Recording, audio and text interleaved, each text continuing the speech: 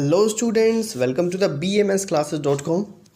आज का हमारा चरक एग्ज़ाम सीरीज़ का 7वां लेक्चर है। जी हाँ, 7वां लेक्चर है। इस एग्ज़ाम सीरीज़ का नाम ने रखा 100 मार्क्स इन 15 डेज। जी हाँ, 100 marks in 15 days. Total 15 lecture होंगे। इस सीरीज़ में हम आपको प्रोवाइड करा रहे हैं important shlokas, quick revision notes, video lectures, previous year exam papers, PDF slides और इसके साथ ही 24/7 सपोर्ट, चाहे वो टेलीग्राम पे या व्हाट्सएप हो, वहाँ पे आपको प्रोवाइड करा रहे हैं। मोस्ट इंपॉर्टेंट क्वेश्चन जो वीडियो के लास्ट में हम प्रोवाइड कराते हैं। अगर अभी तक आपने चैनल को सब्सक्राइब नहीं किया तो चैनल को सब्सक्राइब कीजिए, बेल आइकन को प्रेस कीजिए और टेलीग्राम चैनल को अभी तक ज्वाइन नहीं किया तो डिस्क्रिप्शन में उसका लिंक है, वहाँ से जाके आप ज्वाइन कर सकते हैं। तो चलिए फटाफट से हम आते हैं। आज स्टार्ट कर रहे हैं हम 18वां अध्याय।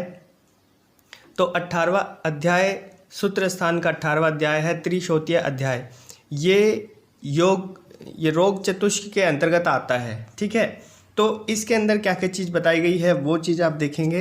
ठीक है, तो इन्होंने बताया है, आचार्य चरक ने कहा, आचार्य चरक ने बताया है चरक संहिता के अंतर्गत कि शोथ दो तरीके से हो सकते हैं, एक त्रिविध शोथ और एक द्विविध शोथ।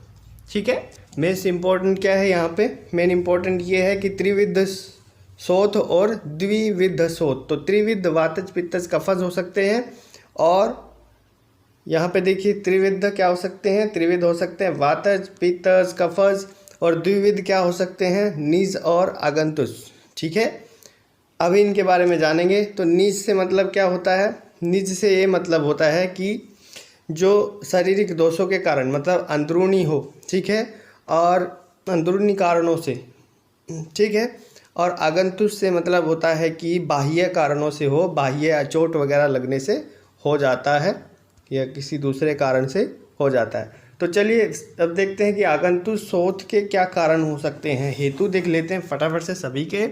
तो आगंतुष शोथ कैसे होगा, शोथ से क्या मतलब होता है, स्वेलिंग होता है, ठीक है, या सूजन, आप जो भी आप बोलना चाहे बोल सकते हैं। तो यहाँ पे देखिए क्या चीज़ होती है कि जब कट जाना, फट जाना, पिस जाना, कुचल जाना, इसके कारण क्या होता है, ये सब बाह्य तरीके से होता है। तो इसके कारण हमें आगंतुष शोथ हो जाता है। दूसरा चलते हैं निज, जिसे दोषज शोथ भी बोलते हैं। ठीक है, वहाँ पे शोथ लिखा हुआ है, इसको करेक्ट कर लीजिएगा। ठीक है, तो इसे बोलते हैं यहाँ पे निज शोथ या दोषज शोथ। ठीक है, तो जैसे हम शोधन कर्म कराते हैं, पंचकर्म कराते हैं, तो उसके विधि पूर्वक अगर उसका सही से प्रयोग ना हो, पंचकर्म सही से ना हो, तब भी क्या हो जाते हैं, निज शोथ हो जाता है, स्वेलिंग आ जाती है बॉडी पे। उसके बाद अगर रोगों के कारण हमारा शरीर दुबला पतला हो गया है, तब यहाँ पे हो जाता है। अधारणीय वेगों को रोकने से भी निज शोथ होता है, नमक ज़्यादा खाने से निज शोथ होता है। ठीक है, ये कुछ चीज़ें मैं बता रहा हूँ, आगे देखेंगे फटाफट से। उसके बाद कि गर्भ का दबाव अधिक पड़ने से भी निज शोथ हो सकता है, ये इसके कारण होते हैं, और इत्यादि और भी बहुत सारे कारण होते हैं, पर इतना ज़्यादा डिटेल में नहीं जाएंगे। फटाफट से देखते हैं वातज शोथ के क्या लक्षण होते हैं। तो वातज शोथ किसे कह सकते हैं, पेशेंट आया आपके पास, ठीक है, तो कैसे देखेंगे कि वातज दोष के क्या लक्षण हैं, कि कौन से वाला शोथ है वहाँ पे। ठीक है, तो जो दबाव, जब हम उसके शोथ को दबाते हैं, सूजन को दबाते हैं, तो दबाने पे वो फिर से दोबारा से उठ जाती है ऐसी। ठीक है, तो फिर रात्रि में वो नष्ट हो जाती है, और स्नेहन स्वेदन मर्दन करने से वो नष्ट हो जाती है। ये रोग, ये जो लक्षण है, ये दिखाई देते हैं वातज शोथ के अंतर्गत। फिर आते हैं पित्तज शोथ में, पिपासा होगी, ज्वर दिखाई देगा, दाह, स्वेद, पसीना वगैरह, इन सब से युक्त जो शोथ होता है वो पित्तज होता है। किसी तरह का स्पर्श सहन नहीं कर पाता, तो इस तरह के पेशेंट में अगर शोथ दिखाई दे रहा है कि वो स्पर्श या फिर हम गर्म चीज़ें लगा रहे हैं तो उस पर वो सहन नहीं कर पा रहा है, तो समझ लीजिए कि वहाँ पे पित्तज शोथ है। और इसमें जो वहाँ के रोम होते हैं, छोटे छोटे बाल होते हैं, वो पीले हो जाते हैं, भूरे हो जाते हैं, या ताम्रवर्णी, तांबे के जैसा रंग होता है ना, जैसे तांबे का, इस तरह के वहाँ पे हो जाते हैं। वहाँ के जो रोम है या छोटे छोटे बाल हैं वो इस तरह के हो जाते हैं। ये पित्तज शोथ की बात कर रहे हैं। अब चलते हैं नेक्स्ट पे, कफज शोथ पे। कफज शोथ में क्या होता है कि ये जो शोथ होता है ये धीरे धीरे उठता है और फिर दबता है, मतलब कि धीरे धीरे ग्रो करता है। ठीक है, ये एकदम से ग्रो नहीं करता है कि रात्रि में बढ़ गया, ऐसा नहीं होता है। मतलब एकदम से बढ़ जाना ऐसा नहीं होता। अब ये रात्रि में थोड़ा थोड़ा बढ़ता है, ठीक है, धीरे धीरे रात्रि के टाइम पे बढ़ता रहता है। और ये जो वर्ण होता है लेकिन एकदम से नहीं बढ़ता, ठीक है, ये एक कफशोथ का ये लक्षण होता है। और वर्ण इसका या तो पीला होगा या सफ़ेद होगा, दो तरह के वर्ण इसमें दिखाई दे सकते हैं, या तो पीला या सफ़ेद, ठीक है। इसके साथ साथ ही यहाँ पे एक नोट लिखा हुआ है। नोट क्या लिखा हुआ है कि भैया चरक ने शोथ के भेद बताए। कितने सारे भेद है, एक 2 3 4 7 8 इस तरह से भेद गए हैं। अभी हमने बात करी थी त्रिविध शोथ और द्विविध की, तो त्रिविध और द्विविध तो हमने देख लिया है, ठीक है। और एक तो होगा शोथ ही होगा, तो 4 भी होते हैं, वातज पित्तज कफज सन्निपातज, इस तरह से 7 होते हैं, इस तरह से 8 होते हैं। तो 200 को मिलाने से फिर 1-200 को, ये चीज़ आप जोर में पढ़ चुके हैं। तो इस तरह से इसका टाइप होता है, ज़्यादा कुछ खास इंपॉर्टेंट लिखना नहीं है, ठीक है। नेक्स्ट आते हैं हम फटाफट से कि भाई शोथ के उपद्रव क्या होते हैं। मैं ज़्यादा टाइम नहीं लूँगा यहाँ पे, ठीक है, कि शोथ के उपद्रव। तो शोथ के उपद्रव आचार्य चरक ने 7 बताए हैं। उपद्रव से क्या मतलब होता है कि उस शोथ के कारण और ज़्यादा रोग हो सकते हैं बॉडी के अंदर, स्वेलिंग के कारण और ज़्यादा रोग यहाँ पे हो सकते हैं, तो वे होते हैं उपद्रव, ठीक है, उपद्रव रोग, ठीक है। तो किसी बीमारी के कारण, किसी एक बीमारी के कारण कुछ और रोग की उत्पत्ति हो जाना। तो यहाँ पे शोथ के कारण ज्वर भी हो सकता है, रुचि भी हो सकती, तृष्णा, वमन, अतिसार, दुर्बलता और श्वास रोग यहाँ पे हो सकते हैं। आचार्य चरक ने बताया है कि शोथ यानी स्वेलिंग अगर बॉडी में है तो ये 7 रोग होने की संभावना सबसे ज़्यादा रहती है, ठीक है। नेक्स्ट आते हैं फटाफट से कि यहाँ पे बताया गया कि साध्य असाध्यता। अब कौन सा रोग क्या है, तो पुरुषों के लिए सबसे पहले देखते हैं कि भाई पुरुषों के लिए जो शोथ पैरों से उत्पन्न होकर पूरे शरीर में फैले, पैरों से उत्पन्न हुआ है और पूरे शरीर में फैल रहा है, कष्ट साध्य है, ठीक है, वो क्या है, कष्ट साध्य है। नेक्स्ट चलते हैं स्त्रियों के लिए क्या है कि जो शोथ मुंह से उत्पन्न होकर के पूरे शरीर में फैल रहा है। अब वो मुंह से स्टार्ट हो रहा है, पूरे शरीर में फैल रहा है, तो ऐसा रोग क्या है, ऐसा रोग भी कष्ट साध्य है। अब पुरुष में और स्त्री में जो शोथ जो है गुह्य स्थान यानी गुदा, योनि, मूत्र इंद्रिय से उत्पन्न हो रहा है, पूरे शरीर में फैल रहा है, ऐसा भी कष्ट साध्य है। और उपद्रवों से युक्त जो शोथ होता है, यानी जिसमें और ज़्यादा ये 7 उपद्रव भी साथ में आ जाते हैं या इनमें से कोई उपद्रव साथ में आ जाता है, वो भी कष्ट साध्य होता है। तो ये चीज़ देखने वाली है, ठीक है। तो ये होते हैं कष्ट साध्य। बाकी के रोग तो साध्य होंगे क्योंकि ये चीज़ें असाध्य नहीं होती है, स्वेलिंग तो हट ही जाती है, ये असाध्य नहीं होगा। फिर यहाँ से चलते हैं, एक चीज़ इसमें कॉमन आती है। क्या चीज़ आती है यहाँ पे कॉमन, देखिए ज़्यादा टाइम लेकर काफ़ी बड़ा हो जाएगा। व्याधि 2 प्रकार से होती है, आप पहले भी पढ़ चुके हैं, साध्य। तो यहाँ पे सुख साध्य, कृच साध्य, और असाध्य में यहाँ पे क्या होता है, याप्य होता है और अनुकर्म होता है, तो ये पढ़ चुके हैं। और वात पित्त कफ के प्राकृत कर्म क्या होते हैं वो भी आप पढ़ चुके हैं, तो उसमें यहाँ पे बताने की कोई आवश्यकता नहीं है मेरे हिसाब से, क्योंकि आप फिजियोलॉजी में वो पढ़ चुके हैं फर्स्ट ईयर में। इसके बाद इस चैप्टर में आता है कि स्थानीय शोथ प्रकारज रोग कौन से होते हैं, या फिर हम उस मतलब कि ये ऐसे रोग हैं जो एक स्थान विशेष पर होते हैं, ठीक है, और शोथ के कारण होते हैं, ठीक है। तो यहाँ पे देखिए मतलब शोथ, इसमें मतलब शोथ ही होते हैं ये रोग, ठीक है, एक प्रकार की स्वेलिंग ही होती है लेकिन एक विशेष स्थान पे होते हैं इस तरह के रोग। तो ये 19 बताए गए हैं टोटल। और अभी हम बात कर रहे हैं सबसे पहले यहाँ पे देखिए उपजीविका यहाँ पे लिखा हुआ के, यानी कफ के कारण होता है। ये जब कफ के कारण होता है, मतलब बढ़ा हुआ कफ जब जिह्वा के मूल में जाकर के स्थित हो जाता है, तो उस टाइम पे क्या होता है, शोथ रोग होता है। ये मैंने अलग से नहीं लिखा है क्योंकि बुक में अच्छे से समझाया हुआ है, तो वहीं पे मैंने लिखा है, एक ट्रिक यहाँ पे बताई हुई है, बस यहाँ पे के, जहाँ पे लिखा है के, जहाँ पे लिखा है वी, जहाँ पे लिखा है टी, इस तरह से होता है, ठीक है, वात पित्त कफ इस तरह से होता है। अब चलेंगे यहाँ पे सेकंड पे, तो सेकंड में है गल सुंडी का। तो गल सुंडी का जो होता है वो कफ के कारण होता है, जिसका कुपित्त कफ यानी कफ बढ़ जाना, जब कफ बढ़ जाता है वो तालू के मूल में जाके रुक जाता है मुंह के अंदर, तो वहाँ पे स्वेलिंग आ जाती है। फिर यहाँ पे गलगंड है, नाम आपने बहुत अच्छे से सुना होगा, ये भी कफ के कारण होता है। बढ़ा हुआ कफ गले के बाहरी भाग पर स्थित हो जाता है, धीरे धीरे स्वेलिंग होने लगती है, तो ये भी क्या है, यहाँ पे कफ के कारण होता है।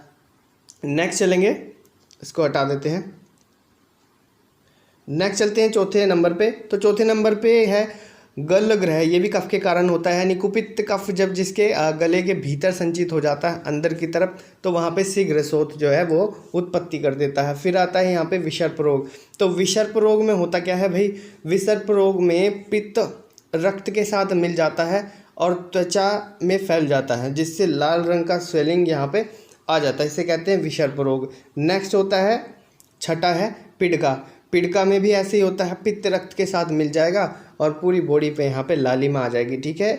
और अब 7 से 10 तक देख लीजिए, तिलक, पिपलू, वयंग और नालिका, ये पित्त के कारण होते हैं। जब पित्त बढ़ता है तो त्वचा में रक्त के साथ मिलकर के वो इन रोगों की मतलब रक्त के साथ मिलकर सूख जाता है, ठीक है। प्रकोपित पित्त जिसकी त्वचा में रक्त के साथ मिलकर सूख जाता है तो वहाँ पे ये रोग हो जाते हैं, ठीक है। समझ में आएगा। नेक्स्ट पे चलते हैं फटाफट से। इनको अब ज़्यादा वो मत लें, इनको ज़्यादा हैवीली मत लें, क्योंकि क्या होता है कि एग्ज़ाम में कभी आज तक मैंने नहीं देखे हैं एग्ज़ाम में, लेकिन इस तरह के रोग आगे आपको पढ़ने के लिए मिलेंगे तो आपको इन्हें अभी से देखना होगा। जैसे विमान स्थान, निदान स्थान में आगे आप इंद्रिय स्थान, शारीर स्थान, चिकित्सा स्थान, आगे बढ़ेंगे आप कल्प सिद्धि की ओर, तो वहाँ पे भी ये चीज़ें आपको देखने को मिलेंगी। यहाँ पे 11वें पे आ जाते हैं। 11वां जो होता है वो पित्त के कारण होता है, पी लिखा पित्त के कारण होता है। पित्त बढ़ जाता है और शंख स्थानों में बैठ जाता है, जिससे कष्टदायक शंखक ये रोग हमारा हो जाता है। फिर क्या है, नेक्स्ट चलते हैं फटाफट से 12 की तरफ। तो 12 में क्या होता है, 12 है कर्णमूल शोथ, ये पित्त के कारण होता है। पित्त जो होगा कर्णमूल में जाके बैठ जाएगा, शोथ उत्पन्न होगा। नेक्स्ट 13 प्लीहा वृद्धि। प्लीहा वृद्धि वात के कारण होता है, जब कुपित वायु जो है प्लीहा को अपने स्थान से हटा देती है, ठीक है, तो वो पीछे की ओर चली जाती है, वेदना के साथ चली जाती है, तो उस टाइम पे प्लीहा की वृद्धि हो जाती है। प्लीहा कहते किसे हैं, स्प्लीन को कहते हैं, ठीक है। उसके बाद आता है गुल्म। तो गुल्म भी वातज है कि वायु जब बढ़ेगी तो वो गुल्म स्थान में अपना स्थान ले लेती है, तो वहाँ पे सूजन आ जाती है। नेक्स्ट चलते हैं यहाँ से। ये टोटल कितने हैं, ये टोटल है 19, ठीक है। तो ये टोटल हो जाते हैं हमारे 19। तो अभी चलते हैं हम 15वें नंबर पे। तो 15वें नंबर पे होता है वृद्धि रोग। वृद्धि रोग वात के कारण होता है, तो वात के कारण ये रोग होता है, ठीक है। वृषकों में या वृषण प्रदेश में वहाँ पे चली जाती है, तो संचरण होता है वायु का, और फिर दिक्कत वहाँ पे आती है, स्वेलिंग आ जाती है। नेक्स्ट होता है उदर रोग। उदर रोग वात के कारण, अनाह भी वात के कारण। तो पेट में जो रोग होगा, कुक्षी में वहाँ पे स्वेलिंग होगी। अनाह क्या होता है, अनाह भी कुक्षी में आश्रित हो जाता है, यहाँ पे अनाह रोग करते हैं, ठीक है। अनाह कॉन्स्टिपेशन को जनरली बोल सकते हैं, ये भी स्वेलिंग का एक, यहाँ पे पेट में स्वेलिंग आ जाती है, बोल सकते हैं आप, ठीक है। तो अभी आगे इसके बारे में डिटेल में पढ़ोगे ही। नेक्स्ट आता है यहाँ पे 18वां जो है अधिमांसज अर्बुद, यानी कैंसर टाइप। आप अधिमांसज मांस का बढ़ जाना, ये सब किसके कारण होता है, वायु के कारण होता है। वात जब विकृत हो जाती है तो ये उसके कारण होता है। नेक्स्ट होता है रोहिणी। रोहिणी 19वां है। रोहिणी त्रिदोष, टी लिखा है ना यहाँ पे, त्रिदोष, तीनों के कारण होता है। वात पित्त कफ जब तीनों एक साथ प्रकोपित हो जाते हैं एक ही समय पर, तो जिह्वा मूल में अपना स्थान ले लेते हैं, और फिर भैया क्या होता है, वेदना होती है भयंकर और स्वेलिंग हो जाती है, तो इसे शीघ्र ही मृत्युदायक रोग कहा जाता है, ठीक है। और जब जिसे रोग हो जाता है उस रोगी की बस 3 दिन की आयु शेष रह जाती है। श्रेष्ठ वैद्य वही है जो रोगी शीघ्र ही रोग मुक्त हो जाता है, ठीक है। यदि योग्य वैद्य, योग्य चिकित्सक होगा तो इसे शीघ्र ही ठीक कर देगा, ठीक है। तो श्रेष्ठ वैद्य वही होगा जो इसे अच्छे से ट्रीट कर पाए, ठीक है। अब चलते हैं, ये इन चीज़ों के बारे में जाने सब। तो अभी हम चलते हैं, सबसे ज़्यादा प्रॉब्लम ये करता है। नेक्स्ट आते हैं अष्ट उदरीय अध्याय पे। 19वां अध्याय अष्ट उदरीय। अष्ट उदर क्यों नाम इसका रखा गया है, क्योंकि इसका जो शुरुआत हुई है वो अष्ट उदर से हुई है। लेकिन सिर्फ अष्ट उदर के बारे में ही नहीं इसमें बताया गया है, इसमें बहुत सारी चीज़ों के बारे में बताया। इसमें बताया है कि 48 तरह के यहाँ पे रोग होते हैं। इसमें ये चीज़ बताई हुई है कि 48 रोगों के बारे में देखेंगे हम, और इसमें बताया है कि कितने भेद से होते हैं, कौन सा रोग होता है, ठीक है। ठीक, तो अभी हम चलते हैं फटाफट से आगे की ओर। तो हम देखेंगे यहाँ पे, तो भाई यहाँ पे लिखा है एक भेद वाले 3 रोग होते हैं। एक भेद वाले 3 रोग होते हैं, उरुस्तंभ, संन्यास, महागद्ध। देखिए, इन्हें याद करने की बात अगर एग्ज़ाम पॉइंट ऑफ व्यू से याद कर रहे हैं तो मैंने आज तक इस तरह का क्वेश्चन एग्ज़ाम में आते हुए नहीं देखा है। लेकिन ये जो जितने भी रोग हैं ना यहाँ पे दिखाई दे रहे हैं, ये सभी रोग आपको पढ़ने हैं।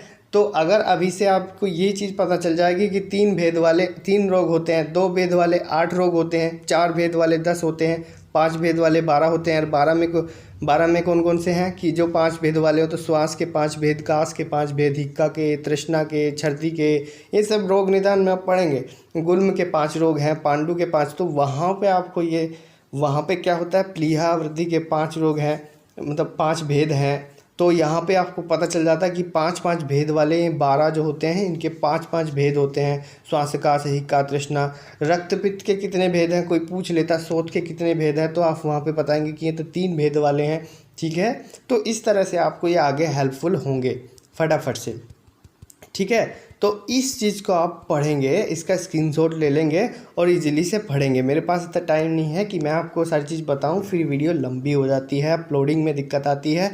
नेक्स्ट देखेंगे 6 भेद वाले 2 होते हैं, 7 भेद वाले 3, कुष्ठ के 7 भेद, विसर्प के 7 भेद, प्रमेह पीढ़ी का 7 भेद, अतिसार के कितने भेद होते हैं 6, उदाव्रत के 6 भेद होते हैं। ठीक है, ऐसे ही 8 भेद जिनके होते हैं, उदर रोग, मूत्राघात, क्षीरदोष, शुक्रदोष, ये 4 होते हैं। ऐसे ही 20 जिनके भेद होते हैं, मतलब 20 प्रकार के जौन से रोग होते हैं वो योनि व्यापद, कृमि रोग, प्रमेह, ये 3 ये होते हैं जिनके 20 भेद होते हैं। तो कुल मिला के ये चीज़ आप समझ गए होंगे।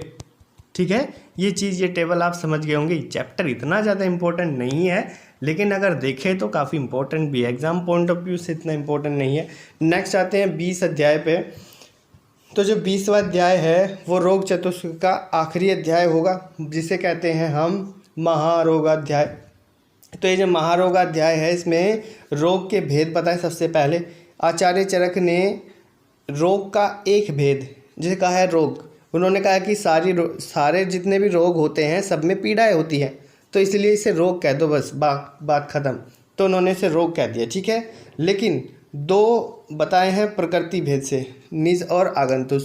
ठीक है, और 2 बताए हैं अधिष्ठान भेद से, मन और शरीर के। भाई ऐसे रोग होते हैं जो मन में चले जाते हैं, मानसिक रोग, ऐसे रोग होते हैं जो शरीर में चले जाते हैं। ऐसे 4 भेद बताए हैं, वात, पित्त, कफ, आगंतुष। तो ये बताए हैं 4 भेद। ठीक है, तो रोग के भेद हो गए। आचार्य चरक ने रोग का एक भेद भी बताया है, 2 भी बताए हैं, 4 भी बताए हैं। ठीक है, तो ये चीज़ हो जाती है। नेक्स्ट चलते हैं फटाफट से कि भाई रोगों के कारण क्या होते हैं, हेतु क्या होते हैं, ये चीज़ बताया है। तो यहाँ पे आ जाइए रोगों के हेतु यानी रोगों के कारण। तो आगंतुज रोग जो होते हैं वो अभिशाप, ठीक है, किसी ने शाप दे दिया, या अभिसंग यानी कि कीटाणु वगैरह के संपर्क में आने से, या फिर गिर जाने से, या फिर किसी अभिचार मतलब तांत्रिक वगैरह से, या बाह्य चोट लग जाने से, उसके कारण क्या होते हैं, आगंतुज रोग हो जाते हैं। तो ये है आगंतुज रोग के हेतु या कारण। निज रोग के क्या है कि भाई वात, पित्त, कफ, इनका विषम हो जाना। दोनों के अगर समान उससे देखूँ मैं, कंबाइंड फॉर्म में देखूँ, तो इसमें बताए हैं असातम्य इंद्रिय अर्थ संयोग। बहुत पहले आप पढ़ चुके हैं, यहाँ पे क्रिया शरीर में पढ़ चुके हैं कि प्रज्ञा, अपराध और परिणाम। तो यह होते हैं असातम्य इंद्रिय अर्थ संयोग, यानी जो हमारी इंद्रियाँ होती हैं उसका अपने अर्थों के साथ संयोग ना होना सही से, मतलब कि क्या है, आंखें देख नहीं पा रही हैं सही से, ठीक है, कान सुन नहीं पा रहे हैं, नाक सूंघ नहीं पा रहा है, तो इससे भी क्या होते हैं, रोग हो जाते हैं। प्रज्ञा अपराध होता है बुद्धि का नष्ट हो जाना, ठीक है। और परिणाम क्या होता है भाई, ऋतु के अकॉर्डिंग या काल के अकॉर्डिंग परिवर्तन होता रहता है। तो अब जैसे बरसात की ऋतु है, फिर गर्मी, यहाँ पे सर्दी आएगी, फिर गर्मी, इस तरह से चलता रहता है। तो इसके कारण भी रोग की उत्पत्ति होते हैं। वो कहते हैं ना कि अब ठंडी है, मौसम बदली चल रही है, तो उसके कारण रोग होगा, तो बच के रहना चाहिए, वो चीज़ है। नेक्स्ट आते हैं फटाफट से। इसमें बताया है कि भाई दोष का स्थान क्या होता है, वात का पक्वास्य मुख्य स्थान होता है, पित्त का मास्य, कफ का उदर। देखिए ध्यान रखिए कि अगर मैं उर प्रदेश, तो अगर मैं बात कर रहा हूँ चरक संहिता की, तो मैं चरक के अकॉर्डिंग ही बात कर रहा हूँ, ठीक है, ठीक है। और ये जो वेबसाइट लिखी हुई है यहाँ पे www.bmsclasses.com, ये हमारी ऑफिशियल वेबसाइट है। यहाँ पे विजिट एक बार ज़रूर कीजिएगा, आपको पता चलेगा कितनी यूनिक चीज़ें वहाँ पे आपको मिलेंगी। होप करता हूँ ये हेल्पफुल आपके लिए होगी। तो नेक्स्ट चलते हैं, हम दिया हुआ है नोट एक करके, एक दिया हुआ है यहाँ विकार दिया हुआ है, विकार से मतलब रोग दिया हुआ है।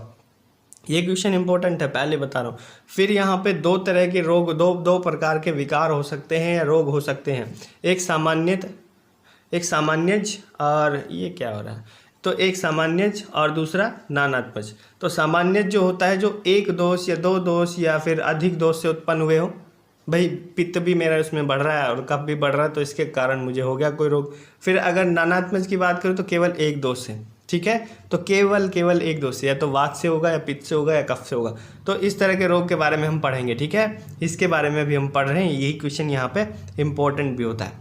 तो इसमें क्या चीज़ है, अभी फटाफट से आइए, ये वीडियो आपकी डिमांड पे बन रही है तो इसीलिए कह रहा हूँ वीडियो को पूरा आपको देखना होता है, ठीक है, और वीडियो के रिस्पॉन्स के अकॉर्डिंग हम अगले पार्ट के ऊपर सोचते हैं, क्योंकि वीडियो का रिस्पॉन्स अच्छा रहेगा, आप लोग को शेयर नहीं करते हैं, देख लेते हैं, लाइक तक नहीं करते हैं, वो चीज़ अच्छा नहीं है, वो चीज़ बहुत डिसअपॉइंट करती है, इसलिए फिर हम आगे सोचते ही नहीं हैं उस चीज़ के बारे में, ठीक है। तो जब आप खुद हमारे बारे में नहीं सोच रहे तो हम आपके बारे में क्या करेंगे सोच के। अब खुद भी आपको ये चीज़ सोचनी चाहिए कि अगर आप सपोर्ट ही नहीं करना चाहते तो कौन आपको फिर कंटेंट देगा, जब आप सपोर्ट ही नहीं करना चाहते। खैर चलिए आगे चलते हैं। 80 प्रकार के वातज होते हैं, नानात्मज वातज रोग होते हैं, 40 प्रकार के पित्तज नानात्मज विकार होते हैं, रोग होते हैं, और 20 प्रकार के होते हैं कफज नानात्मज विकार, ठीक है।